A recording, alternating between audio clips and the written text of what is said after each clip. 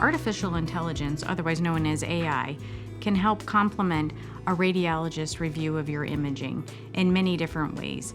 It can increase the efficiency of how we read. It can help with accuracy, and it also can help with detection.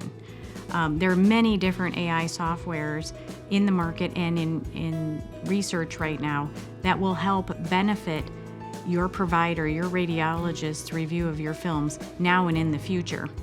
But I want to state that that does not replace the radiologist, that these are complementary software additions that will help flag something for the radiologist to take an extra look at, but will not replace the radiologist.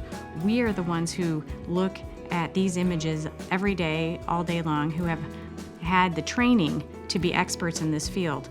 And technology is only there to enhance our ability to take care of the patient, not to replace it.